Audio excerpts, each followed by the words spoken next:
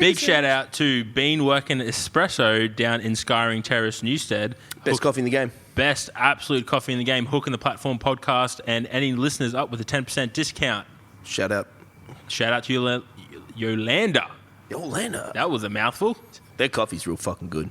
Best coffee in the game, by far. Just opened up Skyring Terrace. You can order ahead and mention the Platform podcast for a 10% discount.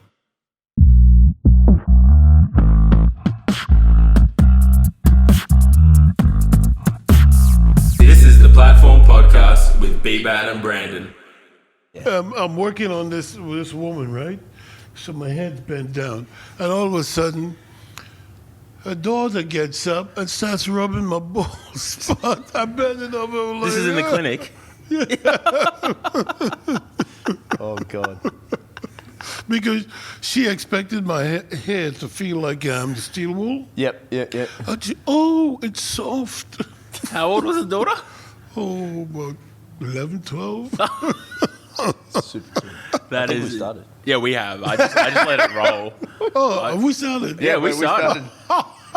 We're in. All that's been recorded, bro. We didn't let you know because there was such a good flow and good story. Yeah, particularly the tall babe one.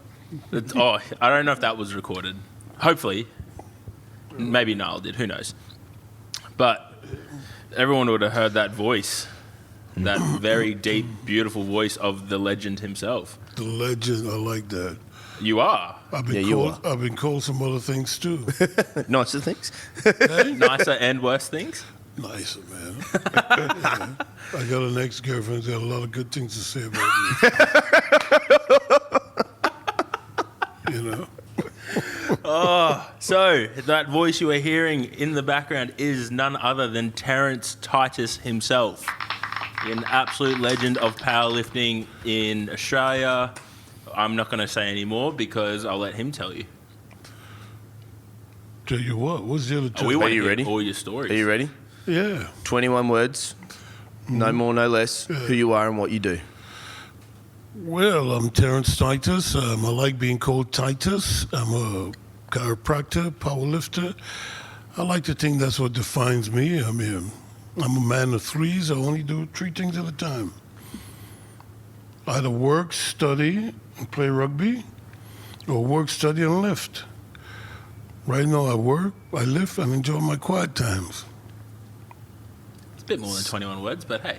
Yeah. Yeah, but we could edit I think we that. just went over. We can edit that exactly. I think we came in at 22. It was a close one. Yeah. Do you still play rugby? No. When I played rugby, I wouldn't do anything that would stop me from playing rugby. So in the off season, I played no other sports. Didn't risk injuries, even though I rode motorbikes. That could prevent me from playing rugby. Getting injured while training rugby or playing rugby was totally different. But I didn't want to miss the opportunity of being injured playing rugby. Same thing with powerlifting. I'm lifting, working is hard enough for my body. I don't need to do anything else. Yeah, I work so I can pay for my gym fees and feed myself, so I can sleep and rest in private, so I can lift. It's a religious thing. That's amazing. Where did rugby start, bro? Rugby. Yeah. Back in secondary school in Trinidad, Yep.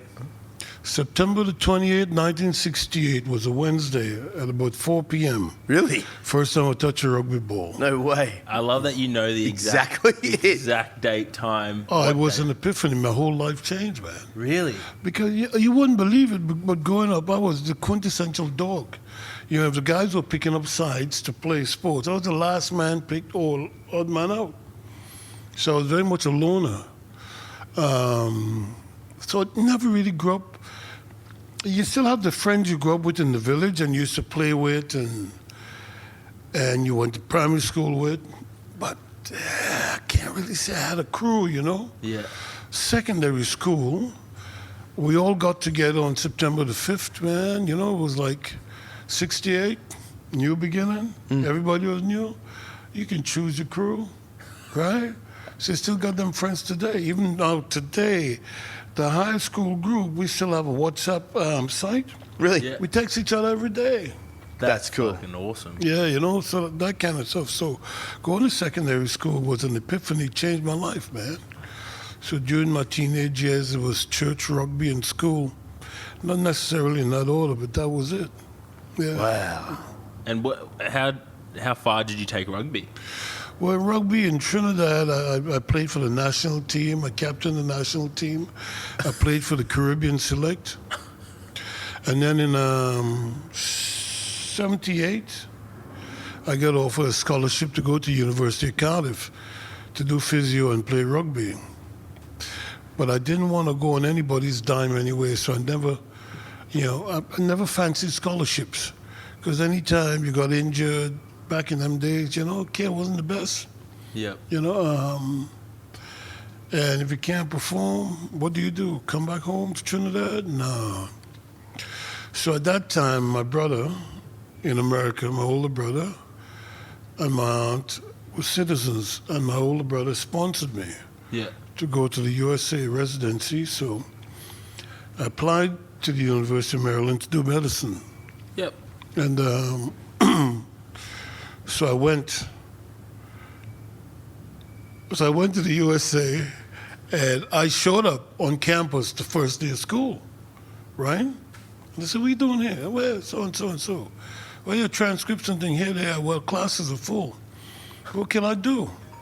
So they said, okay, there's a community college. Now, community college is a 2-year college that's the equivalent of the first 2 years university. So I went there. And so before you get into med school, you got to do a pre-med. I wasn't too sure what I was going to do for pre-med. I just thought I'll do science subjects. And so I spent 5 semesters there, came out with a 4.0 but I was fatigued, transferred to University of Maryland to do chemical engineering and analytical chemistry, right? So, Fuck. So I thought I'll do that as my first degrees and then go to med school. So I did chemical engineering, and I had 2 more courses for my analytical chemistry. But they were lower division courses, and they wouldn't permit me just to do them by exam. I need to stay back in school another year. I thought, no, time to graduate. So I took my chemical engineering degree, and I thought before I applied to med school, well, I've been in school for 4.5, almost 5 years. I needed to make some money, so I get a job. But that was 85. And the chemical engineering market worldwide was depressed. Oh, really? Right? Yeah, man. So I got offered 2 jobs, one in Northeast Louisiana, and Northeast New England, rural Louisiana. But back in them days, man, I was married to a black American woman. So I was not going into rural Louisiana. And New England was too cold, so I didn't tell her. But at the same time, the chiropractic college came to me and said, "Hey, listen," because I was talking to somebody, "Well, you don't have a job as yet, you don't know what you want to do, and you're thinking about going to med school. How about you come play rugby for us and we'll give you a scholarship?"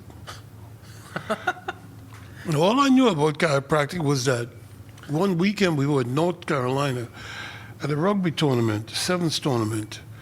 And I woke up and I looked out the window and there was these people doing some funky things in the yard. The chiropractic college, the rugby team had this bus they used to travel around in. And they would put their tables out in the parking lot and adjust each other. So I went downstairs. "What are you guys doing?" Said, "On the table." Man. Crack, crack, crack. And the pain I'd had in my low back since 16 years of age just went away, bang. No word of a lie, man, I remember going up for a high ball in a rugby game, coming down my ass, my back, and my neck. Pooh. So when they came to me, I said, shook hands with the missus, "We go down to Georgia and do the thing. Only 3.5 years. You finish, become a chiropractor. Yep. You work, I'm on scholarship, reduce our expenses and so forth, come up with a very, very low debt, and away we go." Sweet. And you're playing rugby through that time as well for the college? mate, listen, you want to play rugby in America, is the place to play. Because we were in Georgia, and we would play tournaments in Texas, New York, in the Midwest and all that kind of thing, and there's nothing better than being on a bus with a bunch of guys, 24 hours, man. 18 hours. So you guys are driving to all the comps and tournaments and shit, stuff. man, it was fabulous. Magic. Like the best time ever. Yeah. So you had your crew then? Had your crew? Yeah. Fuck, that sounds unreal. Yeah, it was, man. Was really, really good. And then, of course, child came along in December of 98. Man up, gotta get a job. Went to Delaware for a year and came back to Georgia to coach the rugby team. Yeah. Coached the rugby team for 2 years. Then I moved to Alice Springs. You moved to Alice Springs from Yeah. Georgia. Yeah. Wow. What prompted the move? Well, in 1968 in secondary school, during that period in the Commonwealth, they used to have these teacher exchange programs where teachers from Trinidad would come to Australia and do whatever to do and they come back. I had this teacher. Well, he and I never got along. You know, you go to school and you got a teacher that just don't like you. Yeah, You yeah. don't like a teacher. Yeah. It was one of them scenes, but I understood it even as a kid. There are people who just not gonna cut into you. It ain't personal. That's just how it is. So he wouldn't talk to me, and that was cool because I never had him as a class teacher. So he went and he came back in September 71. Now, in our school, walking along the side of the buildings towards the principal office, you had to go down like 5 steps. And I was going down, and he was coming up. And I was like 16, and 16 I was almost fully grown, so big. Yeah. Like skinny, but brawny and so forth. And I blocked him. And I said, "Sir, how was it?" To this day, that son bitch has not answered me, but he had this look in his eye, like I wish I was there right now. And from that moment, I wanted to come to Australia. Now, you got to understand, back in the 70s, man, in Australia, Queensland and Victoria and Western Australia, Northern Territories and Tasmania didn't exist. It was very, very Sydney-centric. Taronga Zoo, Sydney Harbour Bridge, Sydney Harbour, Opera House and all that kind of thing. What do you call it? The Sydney SCG. Yep. Of course, when the West Indies were touring, you'd hear about the Marylebone Cricket Club and the Gabba Yep. Yeah. and the Wacker. I don't mean shit, they might as well be in Sydney because that's all you do. So I was very, very Sydney-centric. Yeah. So when I got the opportunity, so I wanted to come to Australia, Sydney, since 1971. Yep. So I put it there. That's a goal. I went to America. When I'm finished what I'm doing, I'm going to Australia. So I was married. And things were kind of tough, man. So it was time to come to Australia. She got the ear open. They had all these channels that you can go to. You can get sponsors to like Sydney and Melbourne, but most of those chiropractors were users, man. So I heard through the grapevine there's this guy in Alice Springs who wanted an associate. Yep. So I called him, right? Australian guy or? No, it was an American guy. Yeah, yep. Yeah, but he'd been in Alice Springs a long time. And then a mate of mine called after, but since I'd called first and said I wanted it, I got the offer. And people asked me why Alice Springs. I said, well, here, shit. I knew that no Australians wanted to go to Alice Springs. So them all Australian graduates, when they come back, they're going to Melbourne and Sydney and all that, not Alice Springs. And plus, every Australian I spoke to that asked about Alice Springs knew nothing about Alice Springs. You know, knew nothing. But there was one guy, I played rugby again, named Jimmy Johnson. And he had come, spent 2 years working security at Pine Gap. Oh, really? Ooh. So I asked Jimmy about it. Now, Jimmy Johnson is a quintessential metropolitan city slicker, right? And I'm thinking, if he could hang out in Alice Springs for 2 years, I could last a lifetime. Bam. Came to Alice Springs. Would have been pretty small, 10 too, right? Well, it's still small, man. You know, it's like, at that time, Alice Springs still is about 25 grand, you know? And I used to treat a guy that ran Pickford's, what do you call it? the removalist service, and they reckon that the town changed by 5,000 a month, people leaving and coming. So I moved to Alice Springs, stayed there 10 years. 10 years, wow. Yeah, I got there. Did you start traveling around a little bit while you were there? Or did you just stay in Alice Springs? Well, no, you got to travel because you got to do seminars. That's how I Yep. got to see the country. Oh, really? You know me, at least once a year, 5 days every year in June, I do a seminar in the Gold Coast, right? On chiropractic stuff?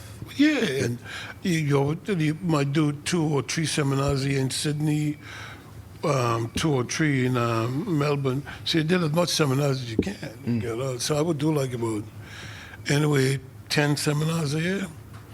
And love Melbourne because that's one of the best reggae clubs in the country there. Perth was always like going overseas, man. Facts. I'm far. God, it's Were you terrible. playing rugby in Alice Springs as well? Were you- Yeah, I played rugby in Alice Springs for as a matter of fact, my last rugby game was December the 13th, 2001. It was a 7th tournament.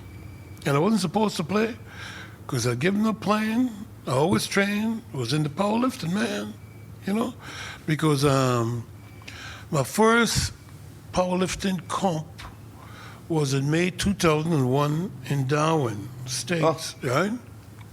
And my first nationals was in August in Perth, 2001. That's when Dino blew his suit out on a 335, man. Yeah, he was doing a 335 squat and his suit went, pow, massive explosion. And the sucker came up with it as if nothing happened. I thought that was impressive, man. Props, kudos. And that weekend, he had a roommate, and she had an ear infection. So she was in a lot of pain. She couldn't sleep. So he was getting no rest. He was getting no rest, man. Of course, he had a massive blue with, I won't say who, you could ask him about that. I thought he was going to kill him, but but he had a tough weekend. But the highlight for me was Dino. That's when I first really got to know Dino. Yeah. Because at the dinner function after, I got to talking to him, right? Well, since I'm new to the game, I thought Dino was older than me. He's younger than me, man. He just turned 64. He's 65 next month. But anyhow, and we had a great chat, man. And it was like, what's one of those conversations when you're like a deer in the headlight? All this information, man. And He got plenty of information. oh shit, man. One time I was doing something, right? And I kept falling over. And he said, show me what your feet position is, right? Showed him my feet position. Then he talked about, if you're like this, you got more, your foot going this way, but if you're like this, you got less of it. It made sense. Fixed it up. But anyhow, so this was a Sunday. I said, so when do you start training again? He says, tomorrow. I'm like, what? Yeah. Well, we got to comp so and so and so and so. When you got here now, you got to recover, you got to rehab, you got to train, fix your injuries and all that kind of thing. And we sit down and start scheduling, right? And I shit you not, that was 19 years ago, this month. And every time I talk to Dino, he comes up with, well, did you hear about this one and his routine and so forth? You mean another one? Yeah. Well, try this one. So, when you get on YouTube and you watch, what's the name of that, all these different sites and all these people got like how to improve your squat, the best squats, without weights to do this. And I'm thinking, man, you only 20-something years of age. You learn some shit. You go in the gym, you score a couple of points, and you think you're an expert on squatting. I'm watching, these 2 physio guys that's on YouTube, American guys. They tout themselves, but they're easy to take. So they have a cast that says, well, I never used to enjoy push-ups until I started doing it this way. So I'm figuring, Well, there's something I don't know about push-ups, you know? So let me see it, right? Well, all it is setting up to do a heavy bench press on your hands. That's all it is. So what is it? Oh, you got to do this. You got to lock your shoulder blades in and the hand position. I'm like, shit. You know, I don't know how I got there, but anyhow. You were there. December the 31st, Yeah. 2001. First year, my first national comp, my last rugby game, seventh tournament, grand final, midway through the second half, we're leading. This guy takes me by my collar, slings me, and busted up my left knee. Worst knee injury I ever had. Fuck. In 33 years of rugby union, my last game. I'm living in Alice Springs. So what do? What do you do if you get a busted knee and you can't get quality care? Keep training. Of course, you squat. Yeah. No. Nothing but a squat suit and a pair of knee wraps will fix it. Yeah, so I did that. And then when I got it evaluated, the tibial plateau was fractured, meniscus, you understand? Posterior cruciate is torn. But yeah, you can squat with a posterior And you cruciate. can keep... Yeah. So what you do, you just make sure everything goes wrong. And then about 9 years later, you know, I'm having all these knee problems. So I got to have arthroscopies in my knees, right? And I go and see the surgeon, they do the arthroscopies, they put Synvis in. Yeah, I'm feeling better, and so but it's still just not right. And I've been seeing chiropractors all these years, you know. Come on, man, fix me up. Just keep doing what they do and so forth. It ain't good enough. So the surgeon says to me, okay, we need to replace these knees. I'm like, mate, I'm only 54. What are you talking about? He said, but you know, you'll be able to do so and so. But I won't be able to lift. Yeah, you'll be able to lift. I got patients who've had knee replacements and hip replacement, but I only do knee replacement, and they can still do that, and I watch them. Yeah, but they're not doing it at the level they used to, but they're still doing it. Nah. Right? So one day I'm sitting down in a Telstra shop in Ipswich, right? And I noticed that my vastus lateralis on the left leg had atrophied. And I looked at it, I knew immediately the problem is the hip. It's a hip joint. You understand? This same knee that I couldn't squat on, couldn't bend more than here, right?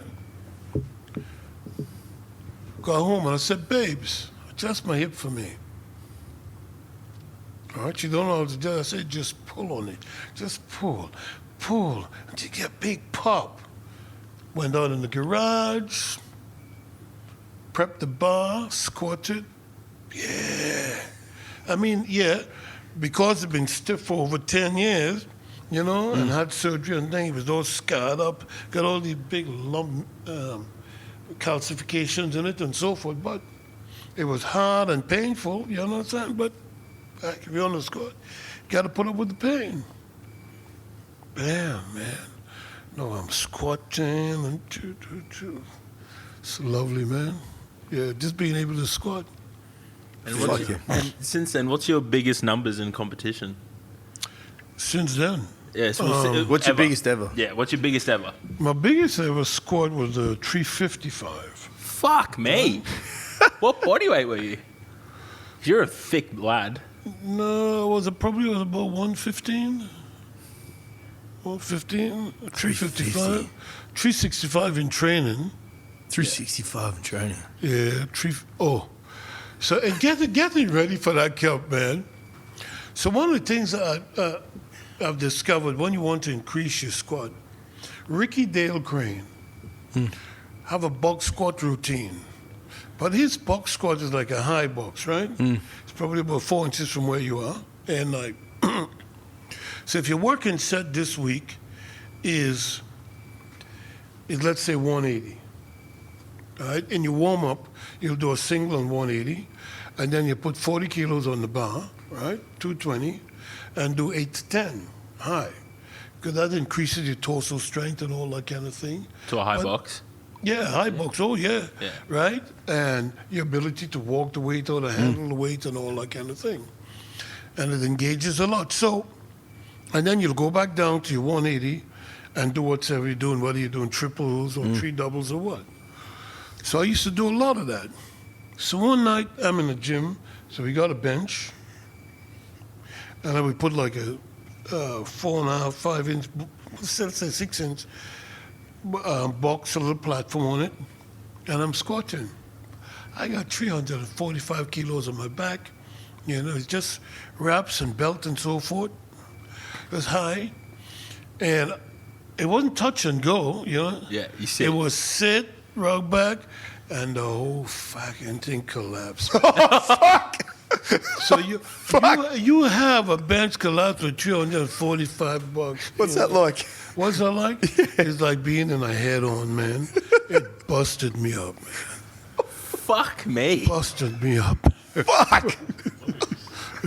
Neck, shoulders, back, hip, knees, ankle. And of course, you know, being a bloke with guys, it's all good, guys. Not a problem. And I'm thinking about.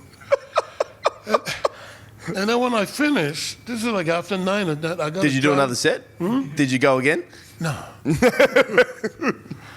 Because I didn't have a bench to box to. But if you did, you would have. Oh, shit, yeah, man. So, and all the guys freaked out, so let's go. Now I got to get in a car and drive 72 Ks home, right? 72 kilometers home from training.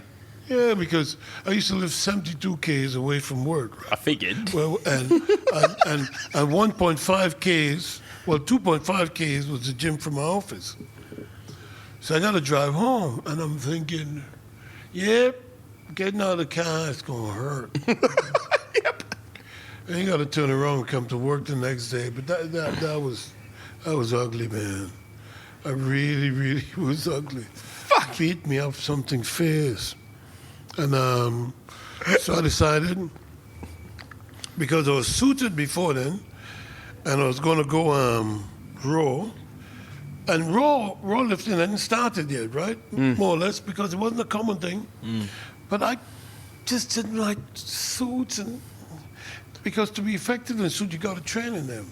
So I decided to bite the bullet, bought it.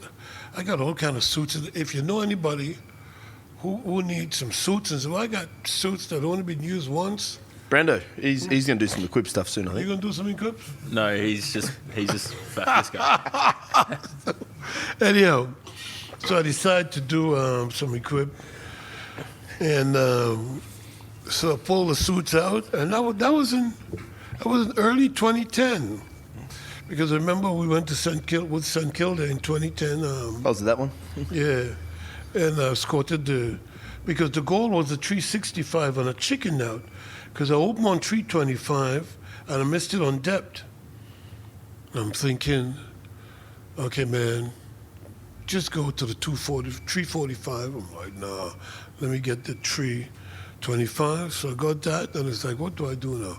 Do I go to the 365 or 345? Go 355, right? Okay, and you'll get it to the next nationals or something. It never happened, man, because I tell you guys, right, when it's there, do it. Don't put it off, because you don't know if it's going to happen again. You don't know. Every opportunity you get for a PB, hell, nail it. Yeah, to hell with that. And if you overtrain, you can always start again and do another program. Shit, yeah. Fuck yeah. Fuck, I love that. What a that was awful. Since 355, what did you bench? Hey, What did What's you your bench? biggest bench? 200. Yeah. And pull? Apple, in comp, 332 and a half. One time, AWPC, you know, Ron Birch? Yeah. He had a comp down there in Ballina, right? Yeah. So I opened on like 345 pull, did you say? 340. 340. Yeah. So But say no, 332 and a half is my best 330. in comp. In comp. It's in training, over 900 total. Yeah. What a fucking weapon. So How old were you at this time, by the way? 54, 55. Fuck. So Jesus. So, at a comp in Ballina, right? Okay, I'm going for the 340. I'm feeling good. I squatted a 320, and the record was held by my training partner, a 325, right? Yeah. And I wouldn't go for it because out of courtesy to him. Because he don't lift no more, so I should have, right? But I thought, I'm going to leave it at that. Save myself, can still got a bench and go on the deadlift. 325, bam! So I'm okay. Last time I was here, I missed a 330. Let's go 332 and a half.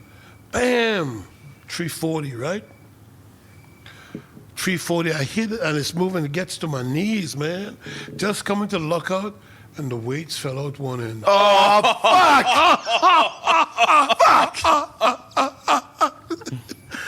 Fuck. I was like, oh, well, you could take it again. I'm like, really? I just got 340 to my knees and you want me to do it again? Fuck that. Fucking hell. So you just walked away from it? Shit, yeah. It's only lifting, man. I mean, I love the thing, right? But I had a 332 and a half. And you know what? The following Saturday, I would have been in my garage deadlifting again. So whether I pull 340 or not wouldn't affect what I'm doing going forward. Yeah. That's fucking unreal. Fuck me. Yeah. and so did you first come across weights with rugby? Is that how you sort of got into lifting? Well, yeah. Because in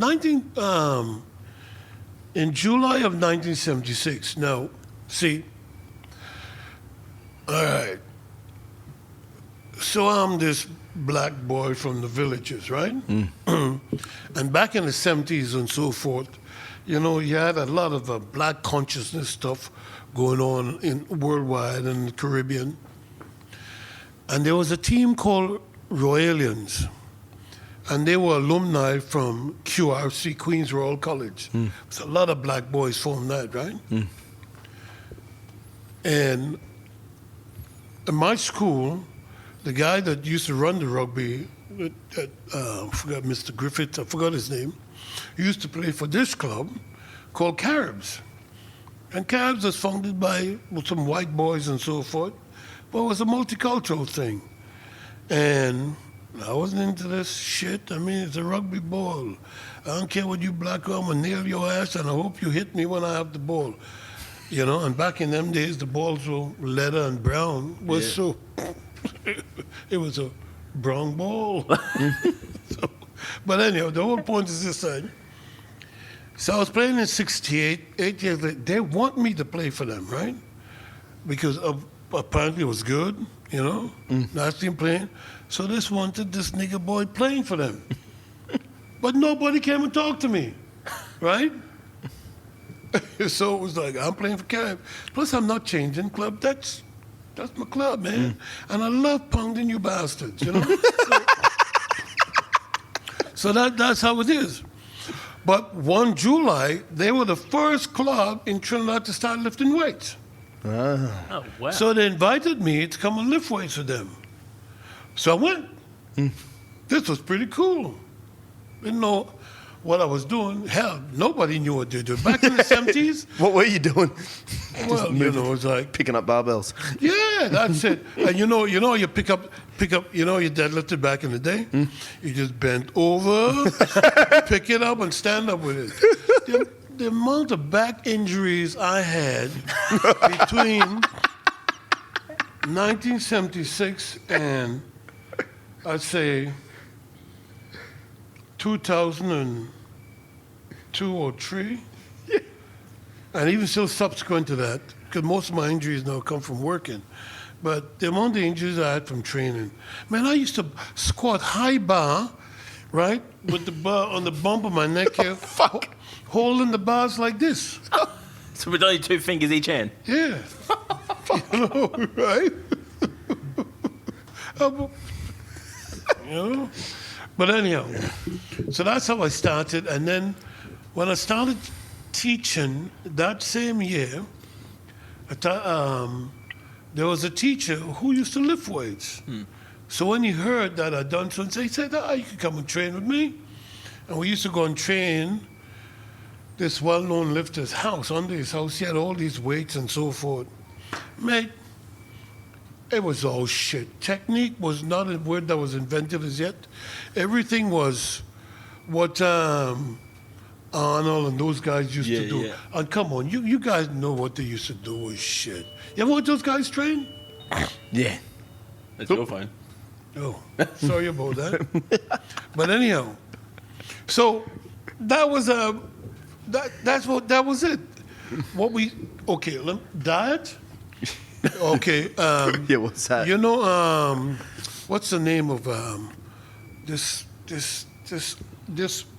cereal? Kind of not oats. It's like anyhow.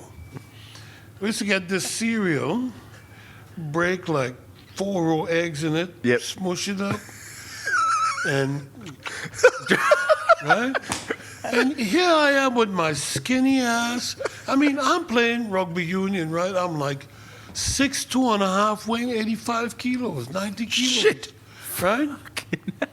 You know, I mean, I'm just big hands, big knees, a big head, big feet, brawny and all that kind of thing. I'm thinking I'm a big, strong muscle man. Until them big-ass white guys from England, Scotland, Wales, Ireland, you know, New Zealand come and play us, and you realize you're like 6'5", you understand, 125. Then you realize how small you are, man. This is the fucking best. You know, so you're lifting. So that was, and then I left Trinidad in 79, went to the USA and playing rugby, no weights and all that kind of thing. And then I got to Georgia. When I was University of Maryland, there were gyms again, and I started doing what I was reading from the Reader magazines and all that kind of thing. And the only time I didn't get injured was when I was using Nautilus equipment.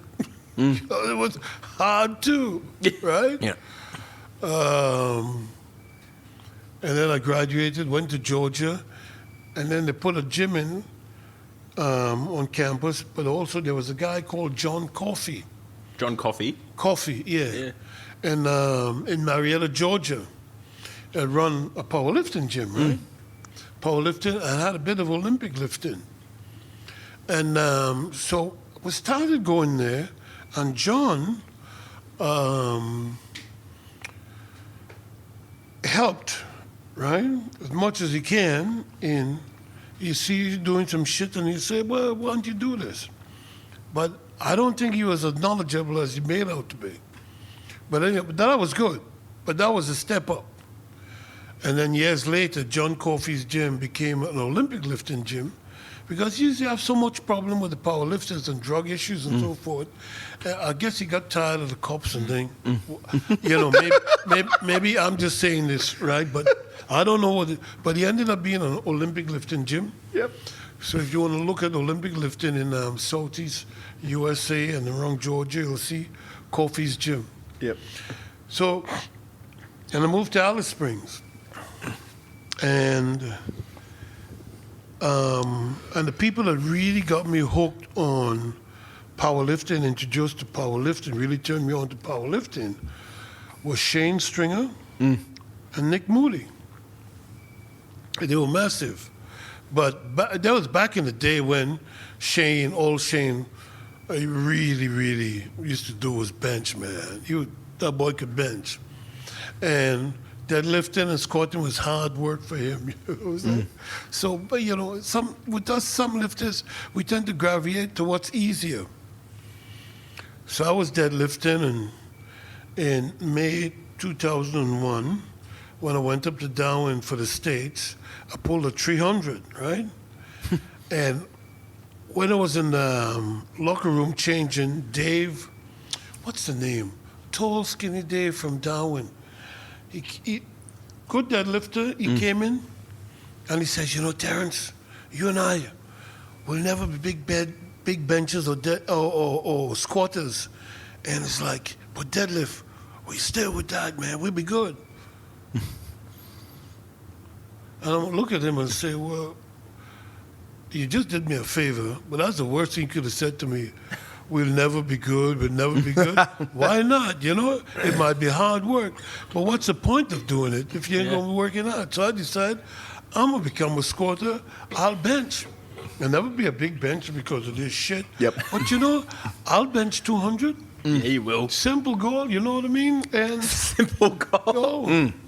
go. It's just a question of time you put the week in. Time. Time. Yeah, time. And he had plenty of it. Yeah.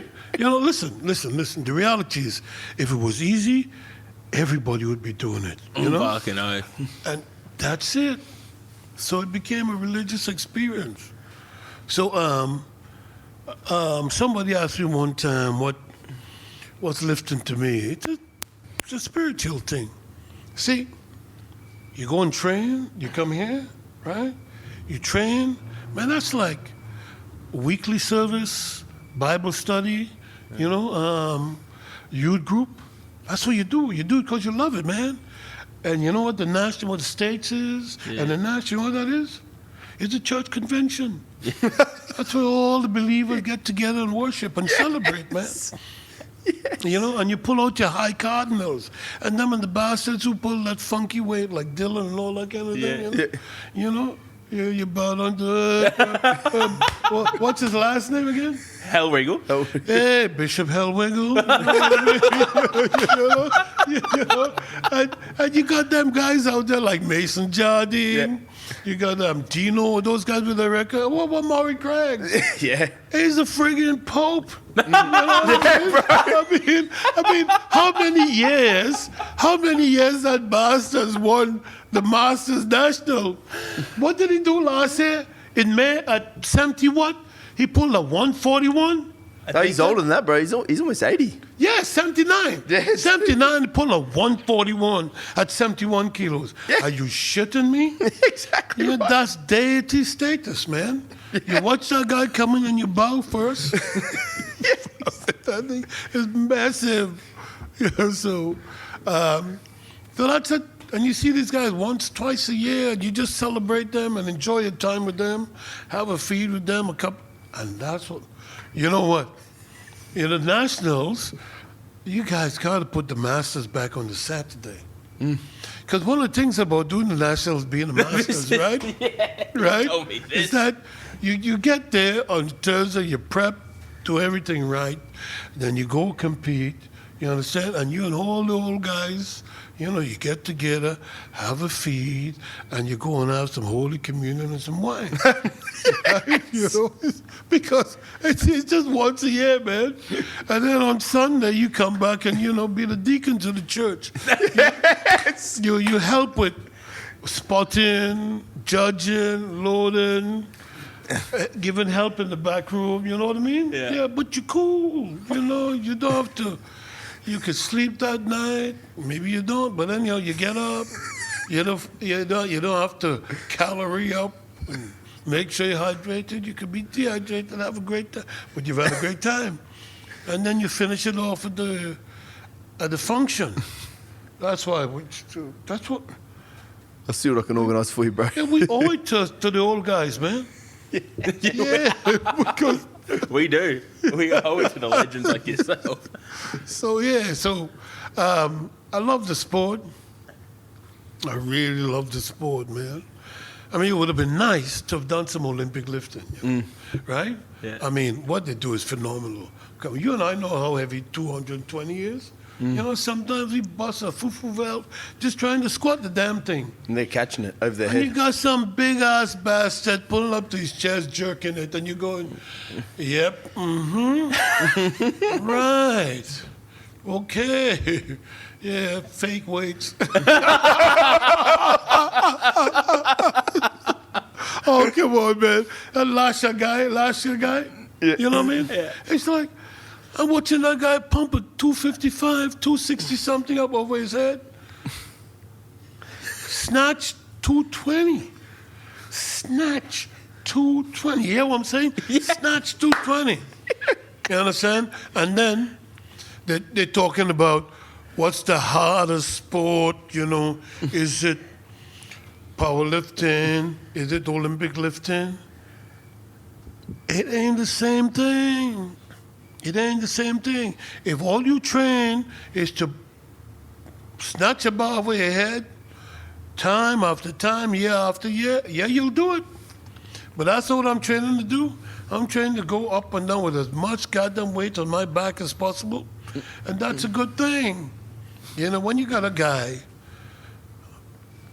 man, when you got a guy could put 485 kilos on his back, Planet Chef, and walk it out. That's crazy, eh? You know, walk it out, Yeah.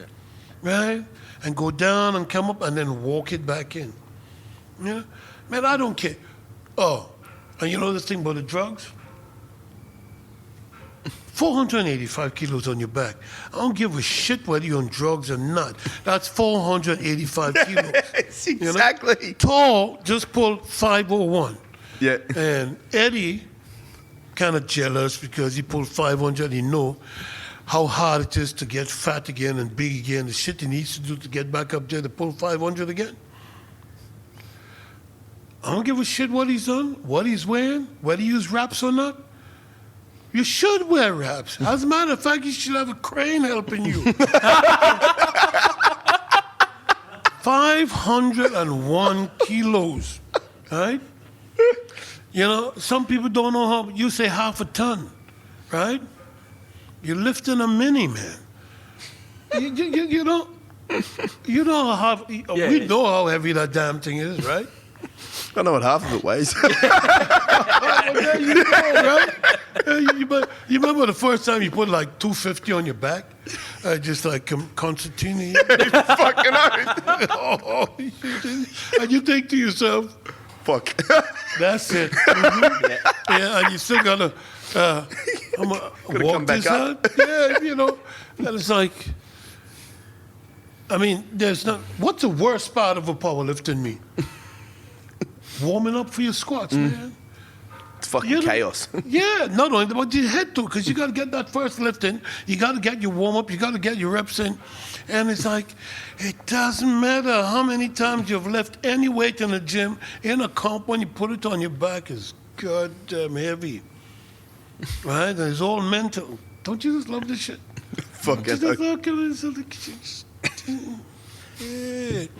You know, there are people who on ice, coke, heroin, and so forth. Get 300 kilos on your ass and you'll see. Huh? If you really want a trip, man, try to stand up with 300 kilos. Uh-huh. All right? I mean, you see.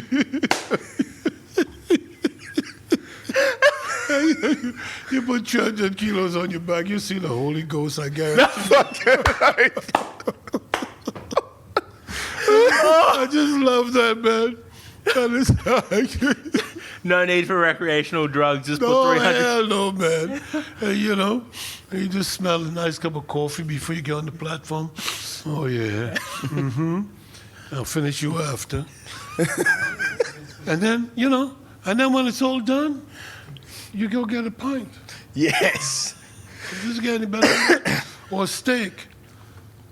500 gram, rib on the bone. Yep. Medium rare, black pepper sauce. Done. Oh, That's it. That's life all you is fucking simple. need, bro. That's it. Yeah, man. I love the sport. Fuck. What's your favorite comp you ever done? What's the favorite comp I ever done, man? You know, I mean, I've enjoyed them all, right? Because it's lifting.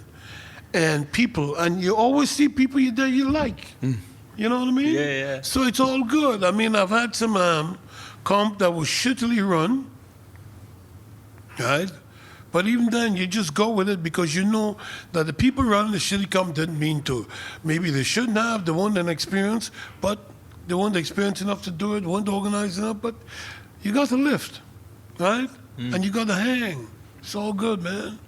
Okay, you know, it's like, listen, so we have all had the days where you go in the gym and you didn't feel it and it didn't happen. We have had the days where you felt it and it didn't happen, and those are the worst goddamn days, right? Isn't it? Yep. Until, right? And then what happens to us, right? We have that one session in every 4 weeks where, yes, I'm king of the world.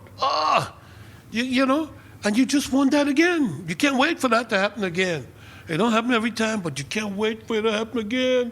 And when it happens at a comp, man, and you got a PB, it ain't no world record or national record, but who cares, man? That's the best you could do. And, you know, yeah, like when you're a teenage boy, you spunk and you go 10 feet up the wall, right? And you spend the rest of your life chasing it, right? And you're 60 years of age and you're thinking, fuck, man, I remember the days. Yeah, but you did it, right? No, if you squat 300 kilos in your garage by yourself, Yep. and you never squatted in a comp, does that invalidate the fact that you squatted 300 kilos? Fuck no. No, because you squatted, and that's why you squat. It's for you. You see, the most honest woman ever invented is Mother Gravity. She ain't got no biases. She's the same from all of us, right? And Yep. she says, you know, I'm here for you, but you'll only get out of me what you put in. And that's what I love about this. You understand? Yeah. Man, the judge didn't give it to me. You understand? What? Right? We all have a judge. We all agree to abide by what the judge says. You know that from the outset, and you decide to take his command, go down, come and say you didn't get it. You didn't get it. Don't argue. You say, okay, what did I do wrong? What do I need to change? And go and do it. Don't come and argue over the beer with me. You're ruining my beer, man. You understand? Have a good time here. You understand? Did you go 0 for 9? No. I went 3 for 9. So you got 1 in each one? You're having a good day. Having a good day. You got to lift. I love that shit, man. It's so honest, it's so pure, right? And let's face it, guys. We know when we got it, right? Yeah. You know? We might be close with a light together, but we didn't. Do it next time. Do it next time. Mother Gravity. Fuck yeah. Yeah. And you're still trying to defy Mother Gravity these days too, right? Hey? You're still trying to beat Mother Gravity these days too, right? Well, listen. Listen. Mother Gravity is an honest woman, man. As I say, you get what you put out. Now, people say, but you're such and such an age. I don't give a shit. I'm just me, right? I'm just living every day, right? And every day I wake up in the morning, I look out the window and I say, ooh, I'm looking down at the grass. I ain't pushing it up. Thank you, Lord. You know what I mean? I'm thankful every day. Even my worst day is a good day, you know? Yeah. I get to lift, man. I walk out of my garage and there's a shrine. It's called a power rack. Yes. Got like 3 sets of pins, hooks, safety pin. I've got a 30-kilo safety bar. I've got a bed bar, a duffalo bar. I've got 2 25 kilos, 31 mil bars. You know, I've got a 28 competitive bar made by, what's his name over here from? Scotty. Scotty? Yeah. Tear your hand up. I've got another 20-kilo bar, Dino made. I've got easy curl bar. I got 400 something worth of weights in my garage, man. Yep. Go to town. You got fucking everything you need. Yeah, man, shit. And then you got to go to the gym because sometimes it's nice to train with people. You got to do some dumbbells. You got to do all this and all that kind of thing. But you get to lift. You get to lift, man. Yeah, I don't know. I mean, there's some people who want to go on base jump and die. I don't know why, but I don't know why. But hey, that's their thing. You know? Yeah. Lewis Hamilton, he wants to get in the car and go like this, but he's just fucking small. He might as well do that. Or become, you know. Hey, you know what? You know, if I could, I'd be a jockey. Yep. We go. I mean, those scary bastards, what they do on them animals. But God didn't make me to be a jockey. I was meant to be a chiropractor and lift weights. Bam. Fuck yeah. You know? Fuck, that's sick. You get a lot of meaning from lifting weights, and like you really believe your purpose is chiropractor and lifting Yeah. weights. It's fucking sick.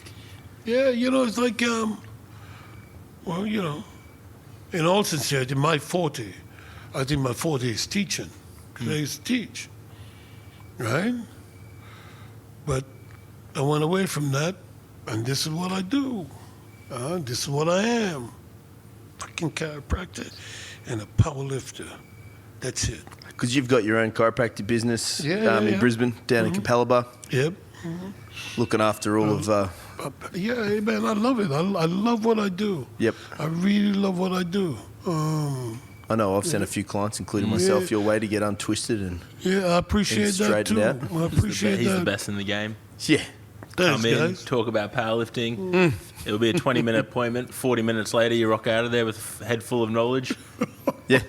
Oh, I remember my appointments would always be before you open, so we didn't run into the next person's slide. oh, them girls hate that, man. Okay, now, Terrence, tomorrow morning, your first patient is Brandon, right? Can you be here 20 minutes early? Okay. All right, Terrence. Okay, and so is here. Johnny's coming in and so, but God, you got 3 patients after him. Can you? Yeah, it'll be all right. You'll be just in and out. It's never Never in and out. That's one of the things, you know, in the Bible, right? Scripture is quite clear. You know, in the old days where when they grind the wheat, right? You had this big wheel, and you used to tie an ox to it and have the ox go round and round, right? And the Bible says, when the ox threshes the wheat, don't muzzle the ox, right? Because then the ox needs to be nurtured and be fed from what he's doing. I'm a chiropractor. That's what I do. Now, I mean, that's how I feed myself, pay my bills, turn my lights on. We understand that. But that's the minimum expectation of doing what I do, that I be nurtured and fed by it. You see what I'm saying? I expect that. But one of the joys of doing the goddamn thing, right, is like people. That's it.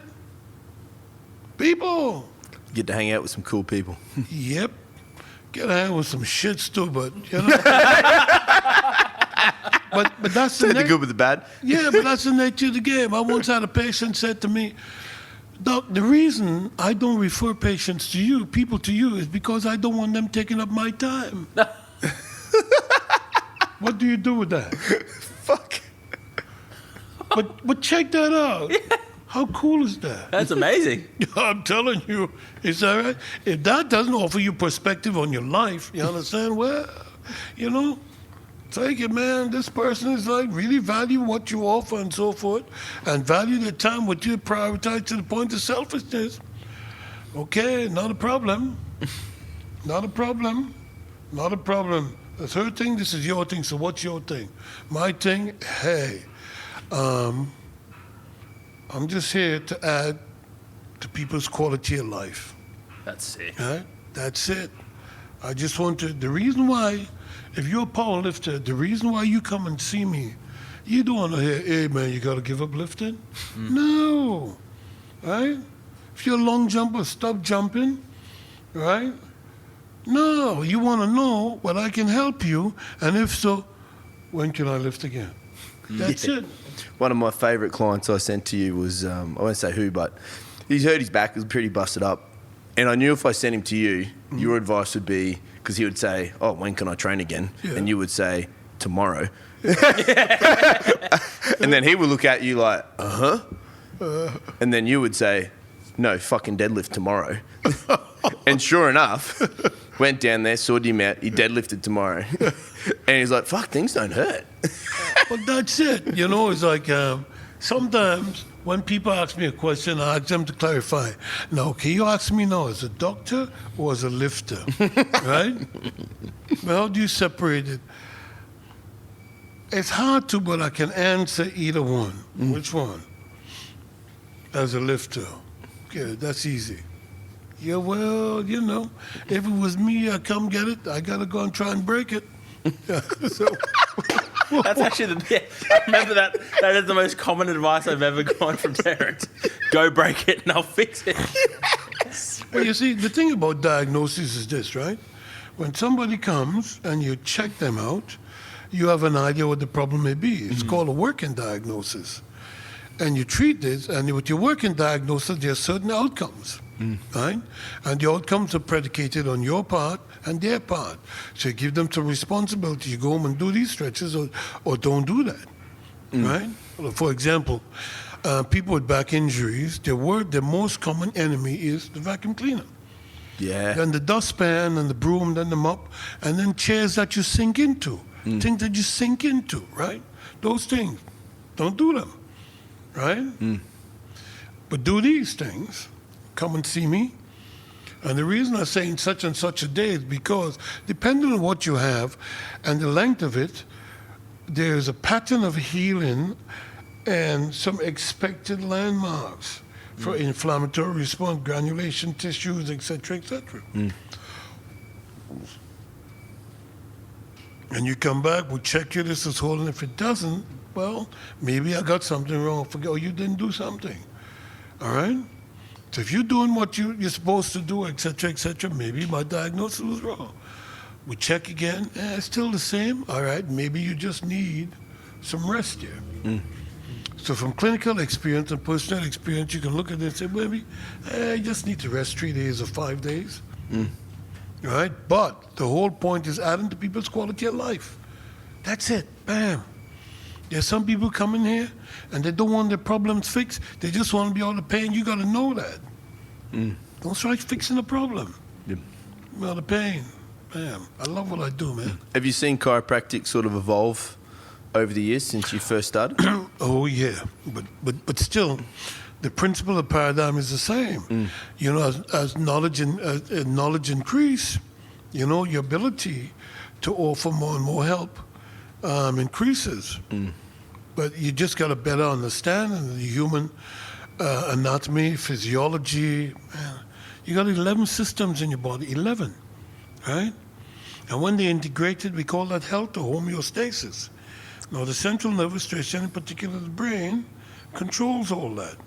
There's nothing that goes on in your body that the brain don't know about. Maybe not at a conscious level, but you got that limbic system, you know, that unconscious awareness, right? So when one system is out, it's going to impact the whole. You know, it's like your front end is out of balance, right? You don't fix it, then all of a sudden you got tire problems. If you fix the tire problems and on the front end, you have tire problems. So you got to integrate the whole thing. Because a lot of times, you may feel a pull on your left front end, and it's your right rear tire or some crap like that. You got to integrate your system. That's what this chiropractic is all about. So when I'm testing you and so forth, yeah, I know. You got back pain, but you're one integrated entity. When you come to see me for your back pain, I got to show that I'm listening to you. I got to check your back, don't I? All right. So if we can resolve it, not a problem. But if there's other stuff, I got to say, hey, Brandon, hey, Johnny, well, you know, you got this going on. We need to look at it, but take care of your back, go lift. But we need this to look at. Love what I do. Love it. Lifting and chiropractic, man, I'm still learning. I'm still learning. You know, I just had surgery. I'm recovering. But I just can't get... You know what I'm doing now, man? But Push-ups. yeah. On my knees. Yep. Because 4 weeks before surgery, I went to do a push-up and realized, shit, yeah, I'm benching 140, but I can't do a push-up. Fuck. Yeah, off my knees. So I went on my knees, started push-up. I had surgery. I started back on Wednesday. Sweet. Push-ups, man. So I'll be pushing up for another 4 weeks, and then, you know, I'm just doing hangs, stretching, and just... Yeah, so hopefully by the end of September, I could do one chin-up. Yep. And then hopefully by November, a pull-up. Yep. You know, just goals, simple goals. I think that's unreal. Like Yeah. 4 weeks post surgery, you're already Six. 6 weeks post. But 4 weeks you started doing push-ups. Hey? 4 weeks after surgery you started doing push-ups. No, I started 4 weeks before, so.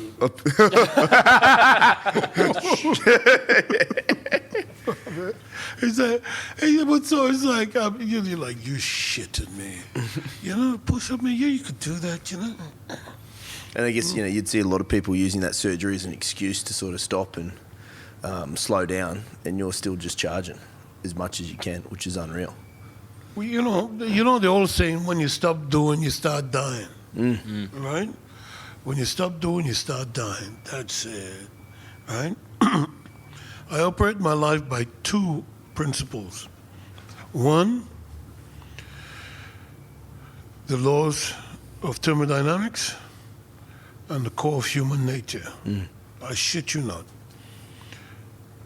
The two laws of thermodynamics says all closed system, the energy is constant, right? And every closed system tends towards a state of increasing entropy or disorder or minimum potential energy. It's the same thing with human nature. Minimum potential energy, apathy, laziness. And why is that? Because the scripture tells us that the heart of man is deceitful above all things and desperately wicked. Right? What's the greatest delusion? Self-delusion. You ever been in a shopping center and saw them people who should not be wearing that tank top or them shorts or them Ugg boots in the summertime with their night tea at midday? You ever seen that? I've seen them. Okay, you talk about self-deception, man? Yeah. Okay? And desperately wicked. Yeah, you understand? You know, a drunken man would grab a straw. Think about the basic core tendency of human nature is to wickedness. And that's easy, right? You look at children, man. Self-destruction, right? Me. Pull stuff down. You'll never see a toddler going looking for a trowel and some cement to build a wall. You understand? But even knock them bricks over. See what I'm saying? That's human nature. So the core, the hard work is restraining that, is changing that. And how do we do that? Hard work. What's the hardest thing? Self-discipline, man. Self-discipline. That's it. Yeah, it's time to train. I don't feel like it. But man, you're not getting to that 250 if you just sit on your ass. You got to get up and do it. Self-discipline. You get up in the morning, man. You got to eat, right? You just want to get up and go. But you got to crack them eggs. Got to whip them. You got to turn the stove on. You know, put that frying pan in there. Skid, you know. Put that rice in the rice cooker. Whatsoever you do, but you got to do it. It ain't going to happen, right? If it sits there, second law of thermodynamics, minimum potential energy, nothing moves, nothing happens. You got to put energy. You got to make the effort. You got to do it, right? You got to do it. You got to do it. Anybody else do it? They squat the 250 and your ass is watching and saying, you know, that could have been me if I had. What's the point of that? Heard that too many times. You know, you bum out, you know, and what do you think of whole day? You know, you don't sleep tonight. Who are you beating up? Yourself. There you go. Why beat yourself up, man? Just go, be disciplined, do what you need to do. Go to work, treat people, make some money. You can feed yourself and pay your gym fees so you can lift. Simple, isn't it? It's not too hard, man. You're the fucking best. Fucking love it. All right, Mr. Titus, we have 10 more questions for you. 10. These are rapid fire. fire, if you would like, or drawn out as long as you like. I was going to say they're going to be. Are you ready? Yeah. That's not the first question. Biggest lesson you've learned? Biggest lesson I've learned, man, is self-discipline. Biggest lesson I've learned is self-discipline. Not, you know, you got all these theories about goal setting and you do this, and this is what the rich people do, and this is what successful people do. Then, you know what a successful person is, man? A successful person is some bitch who achieves, or some man or woman who achieves whatever goddamn goal is set. And it could be just to, clean, keep that part of the house clean every day. Yep. On time with successful bosses, a politician, a multimillionaire. No. Sometimes success is just getting your ass up, going to work every day and coming home and paying the bills and reducing your tax debt. Bam. If you could live underwater, would you? No. What? That was very definitive. I feel like you might have thought about that before. What's your biggest challenge? My biggest challenge? Self-discipline. Is cereal a soup? If it is a soup, why is it a soup? And if it isn't, why isn't it a soup? Cereal. Is it a soup? No, it's not a soup. Are you sure? Yep. Why? Because it comes from grain. That's actually a really good answer. That's the best answer. Now we've the had. legend and God himself said it, so you can't argue. Here's our Didi. Yeah. What conspiracy theory do you think is real? Well, I think the COVID-19 bullshit is real, coronavirus and so forth. Yep, I firmly believe that. Yeah, I believe that's real. What's one of your rules? Okay. What is one of your rules? Well, as I say, where I govern my life, a lot of people around me might disagree with it because they can't see it, because they think there's more to it than simple things, man. Rule is that we all tend towards disorder, you understand? And for us to continue and be successful as a group, as an entity, as a community, or an individual achievement, we've got to be disciplined, we've got to be blessed with goodwill. Self-discipline. Would you or have you joined a cult? Would I? Yeah. Yeah, man. Yeah. How many chickens would it take to kill a big elephant? Oh, just one. One. Yeah. If your life was a video game, what cheat code would you like to have?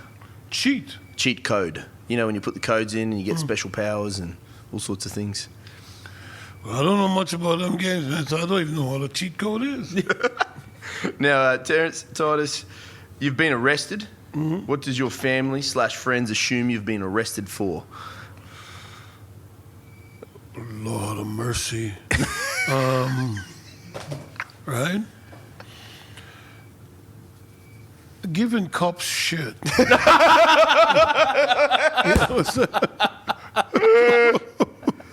Oh, good. Oh, brother, you are. That was amazing. Yeah, I could listen to you talk all fucking day. You know what we got to do? We got Gotta to get get him, Mason, Dino, Terrence, and Henry all at the same. Fuck, we would be here for hours on end. Yeah, we'll need a full day for that one. We'll take you out to dinner and give you a nice ribeye. The beers one. We'll do the beers one with them. Oh, yeah. Terrence, You see, a beer is a celebratory thing, right? Now, when I get together with my mates from college and high school, right? You know, you get together, you have a feeding thing, and then you get a couple of beers, and somebody's gonna go, "Who got the fags?" Because we ain't smoking, we ain't supposed to smoke, we don't know a woman, but somebody has a fag, you pull the fag out, and you know what's so cool about it? Because you get the same feeling you had in high school. You know the feeling when you're doing something you ain't supposed to do? Yeah. That is, even as an adult male. So I'll tell you guys a story, man. Yeah. So I'm in like Foam Tree, right? Yep. And you ain't supposed to smoke. Yeah. But I got a pack of cigarettes, right? So lunchtime, I go out in the garden because agricultural department, we had this garden where there's an orange grove and things. I go sit down, and you never sit with your back to the door. That's what I've learned, right? So I sit down behind the orange tree with my back, right? I light the fag, man. And I'm smoking, and of course, it's a boy, you fancy yourself being the movie star and thing, and you know what I mean? And you know when somebody is around watching you, you just have to feel, look up. And there's a teacher, and the standard question is, Titus, what are you doing? What do you say? Nothing, sir. He said, what's that in your hand? It's a cigarette, sir. Okay, so I'm going to put it. He said, no, finish it. No. You ever notice, if you get caught doing something you're not supposed to do, but you're doing and enjoying it, when they catch you and they say finish it, all the joy goes out, man. Yeah. So I gotta finish the cigarette, man. Right? And he takes the packet and the matches and says, I'll have these, right? Go to class. And of course, I'm going to class now. I'm heading to the boys' room to freshen up. He says, no, as you are. Of course, I walk in the classroom, and Anthony Rudder, a mate of mine behind me, says, somebody's going to the principal's office. So, of course, you're sitting in class now, and this is like a Wednesday, and you're waiting for the call, right? Over the PA system, or you want one of the prefects are going to come and say, Miss, Terrance Titus needs to go to the principal's office. And then bosses always make sure that your class can hear that you're going to the principal's office. Right? It doesn't come. It doesn't come on Thursday. It doesn't come on Friday. So, your whole weekend is short. You can't enjoy it because you know you're going to the principal. It does not come on Monday. It does not come on Tuesday. So by Wednesday, it's been a week now. You're relaxing. Uh-oh. Terrance Titus to the dean's office. Oh, shit. All right. So I go to the dean's office. And he says, Terrance Titus, you again. All right? He says, okay. Right? We had a reunion 2 years ago, and that dean was there. And I told him about this, right?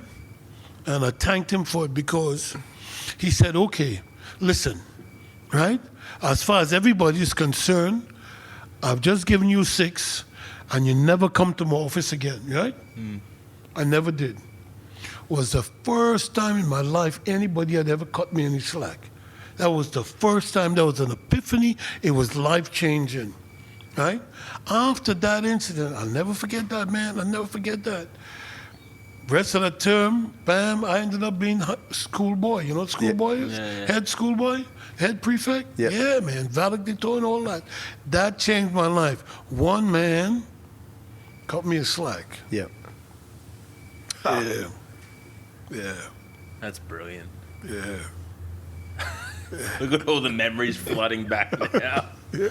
Terrance, you're an absolute bloody legend. Thank you. Thank you so much for joining us this afternoon. It's been an absolute, definitely one of my favorites. Pleasure. Thanks for saying that. Slip me a 50 later. We will chuck up where people can find your clinic. If they want to reach out, we'll chuck up some links on the interwebs. And man, can't appreciate your time enough. Thank you. Yeah, was well unreal. done. Thanks, bro. I'm going to go home and eat and sleep, man. No, I got to do some push-ups. Yeah, you do. And you know what I've been doing? What? Yeah, the front squat holes in there, man. Yeah. Yeah, got to be 85 kilos, man. Fuck yeah. You're a legend. You know what?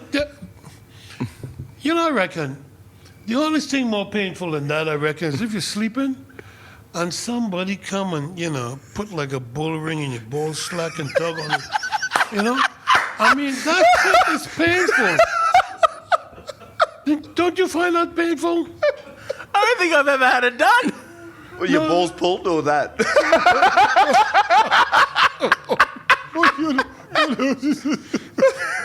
Oh, Well, listen. Yeah, bit of clinical advice, right? Here we go. So this kid comes in. His mom brings him in. He's about 11, right? He's got these issues and so forth, and he's showing up with pelvic floor issues and prostate. 11. So I says, I got a little room in there. I said, go in that room close the door, pull your pants down on your underpants, hold your willy and your ball sack and pull on them hard, tug on them, right? So he goes in and he's out in 15 seconds. Mom says, ready? Go back and do it. So he goes and he does it, right? And he comes back. One of the advantages of us being blokes is that when our pelvic floor is switched off, one of the ways of turning it back on with prosthetic is literally pulling on it, you know? You get your woman to literally hold your willy, right? Pull, and you just lean back, and she stretches all that connective tissue here. Mm-hmm. Right? Right. What a great note to finish on. No, yeah. And do not be afraid to pull your balls. You know, like sometimes you feel yourself just pulling your balls there. That's a very, very good thing to do. I might have to try that tonight.